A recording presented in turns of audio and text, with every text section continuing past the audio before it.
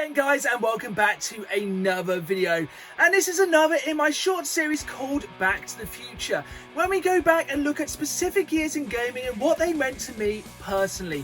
This time we're going all the way back to 1997, and when we think about 1997 there's only one console that comes to mind. There was one console released this year which absolutely changed gaming for me. It was the first console I got absolutely obsessed with, and it is still to this day one of my favourite consoles of all time. There are so many reasons why the N64 holds such a place in my heart. For one thing, it was one of the first consoles that I owned personally all by myself. Having a sister at that age, we had to share consoles. We had a Master System which we both owned and a Game Boy which we both owned. But this was my first console I owned by myself. Being a young kid, I had to save up all my birthday and Christmas money so I could buy it around Christmas time from Woolworths on that fateful day. I remember going in there and getting the GoldenEye edition of the N64 and a copy of F1 World Grand Prix. I remember going home and putting that F1 game on my TV and trying to say to my dad, how can you look at those graphics and not see they are photorealistic? Looking back now, obviously we can see the polygons and the shading were not exactly photorealistic, but back in those days the console just absolutely blew me away. I'd been playing for a few months up to that point round at friends, but having my very own gaming console, that's probably where my love of gaming started and why the N64 holds such a place in my heart. There is so many reasons why the N64 was such an absolute milestone in console gaming. For a start, it was the most powerful console at that time. The PS1 had been out for a while, but that only had 32-bit system. The N64 obviously had a 64-bit system, and that meant it could do amazing 3D graphics. And that of course brings us on to one of the most iconic games of all time, Super Mario 64. This game literally changed how we looked at gaming. I remember playing this and being absolutely blown away. I think this is probably, easily one of the most influential launch games for any console ever. It absolutely changed platformers. It just used the N64 controller, as weird as it was, so perfectly. This as a launch title just made the N64 a must-have console. Super Mario 64 though was not the only launch title that was absolutely incredible for the N64. Obviously there wasn't tons of games, but my god was it quality over quantity. One of the games that really surprised me was Wave Race. I put in so much time in the multiplayer of this game. It was such a good split screen game. That was one of the things about the N64. You could have 4 players out of the box. I don't think that had been done on another console before that point. It was amazing. That was one of the best things about the console. Getting 4 people around that TV, plugging in your controllers and playing 4 players at the same time. For those times, it was absolutely groundbreaking. One of the more random release titles for the N64 was Pilot Wings 64. This was a game that really blew me away with how you could just explore and just enjoy flying around. It was actually a really difficult game. I still find it really hard today. It was very finicky with the controls, but it was amazing just exploring those massive islands, just seeing what you could see, and I just really enjoyed chasing that giant robot using the gyrocopter. But there was one game that I really wanted to play when the N64 first launched. But remember, I was young back then, I had to save pocket money, but thankfully one of my friends did eventually get the next game. So one of the weird things about the launch titles for the N64, they were all not priced the same. Back then we used to buy a lot of our games from Argos because it was just easy to order, walk in, pick it up and go home. Sitting in the car on the way back from the city reading the brilliant instruction books. But one game was slightly more expensive, and that was Turok Dinosaur Hunter. Turok Dinosaur Hunter back in 1996 in the Argos Christmas catalogue was £70. 70 quid. For inflation in 2021, that works out as £135. Who would be paying £135 for a game if it was released today? But my god, I wanted to play this game. You literally could run around shooting dinosaurs. As a lifelong fan of Jurassic Park, that's all I wanted, but that is a crazy amount for a launch game back in 1996. £135 in today's money. Who would pay that for anything? I mentioned the multiplayer aspect of the N64 earlier in this video, but there is only one game that we have to think about when we think about multiplayer on the N64, and that is, of course, the absolutely iconic, game-changing GoldenEye 007.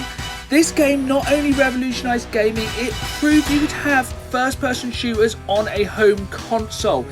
These games had mainly been on PC up to this point, but by the time this came to consoles, it absolutely changed the way we looked at first-person shooting and multiplayer at home. Honestly, I think back in 1997, we may have hit the peak of couch multiplayer. Seriously, you and three mates going at it on GoldenEye was the best way to settle any dispute. There was always going to be those people who would look at your screens, but we would literally do anything to kind of go against the screen lookers. We put bits of cardboard up and block the screen.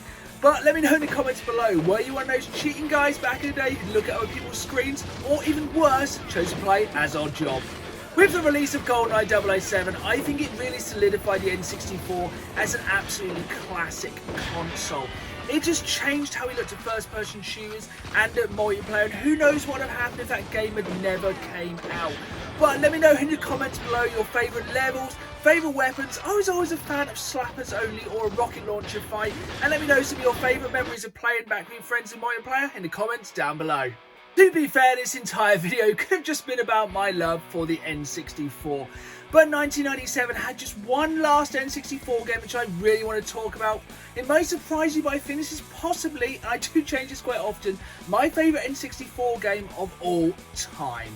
I am of course talking about Lilac Wars, or as it's known in North America, Star Fox 64.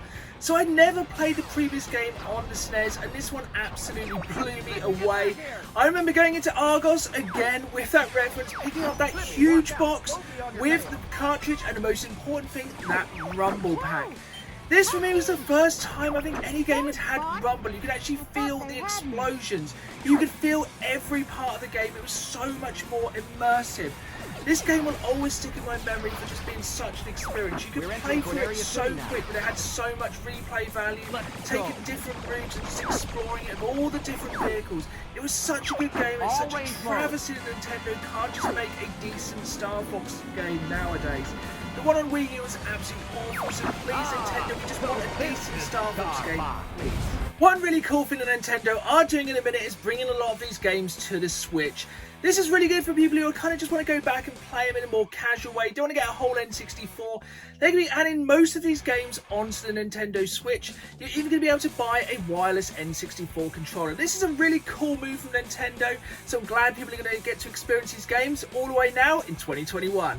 Of course, back in 1997, there were other consoles other than just the N64. But me and a lot of my friends kind of looked at the PlayStation with a dirty eye. It was always the underdog. We thought it was just a rubbish console. It had half the power, it used CDs. You know, who would use CDs? Use a nice cartridge. And we just thought it was a kind of a rubbish console. But I've had a friend who did have one. There was a few games I started to play that were changing my mind. And one of those games was such an eye-opener, an absolute game changer. This game came out in 1997 and changed again the way we look at video games. It was one fateful night in 1997 while sleeping over at a friend's house that we finally got to play Grand Theft Auto. Being in our teenage years and getting to play a game that was rated 18 felt so taboo. We felt so badass playing this game, and it blew me away that first night. We played literally until the sun came up in the morning. I had just always known games as being quite linear or childish. This was an adult game where you could do whatever you want. You were free to just drive around. I don't think we even did many missions. I remember finding the cheats in magazines and just giving myself loads of guns and money and cars and tanks and just having the best time just exploring this city. It was a game I don't think I've ever actually completed legitimately doing the missions, but just back in those days as a teenager exploring that city doing you want, it just opened my eyes to how different video games could be and what an experience they really were. After discovering Grand Theft Auto on a PS1, my eyes were fully open. I had thought for so long you had to just support one console and you could not cheat on that console. This was during the height of the console wars and you picked your console and you stuck to it. But it was such a formative time for me. I was in my teenage years and some of the games that came out this year blew me away. On the PlayStation, you had Final Fantasy VII, a game with such a deep storyline which drew such emotion. Really different feeling games like Abe's Odyssey, just puzzle games. Normally I'd thought of a puzzle game as something like Tetris. And now we had a game that was so deep and you could just do whatever you wanted. And so many of these games I played on demo discs first. As a 13-year-old, it was hard to be able to afford every game. The way you could just play the demos, you could actually get an idea of what game you wanted to play. 1997 was such a big year, and it just really made my lifelong obsession with video games come to the front of my mind. Everything was so good here. This is when things were coming on leaps and bounds with every console. 1997 will always be a benchmark year, and probably the year I really fell in love with gaming. There we have it then, guys. Those were my memories all the way back from 1997. Arguably the year I fell in love with video games. I hope you enjoyed this video. Let me know in the comments below your favourite games back from 1997 and your favourite gaming memories. Also let me know in the comments below what year you'd like to look back at for the next video. So if you enjoyed the video, please remember to leave a thumbs up, like, subscribe. I put out new videos every Saturday and you don't want to miss it. Thanks for watching. I hope you enjoyed it. And as always, keep playing the game. See you soon.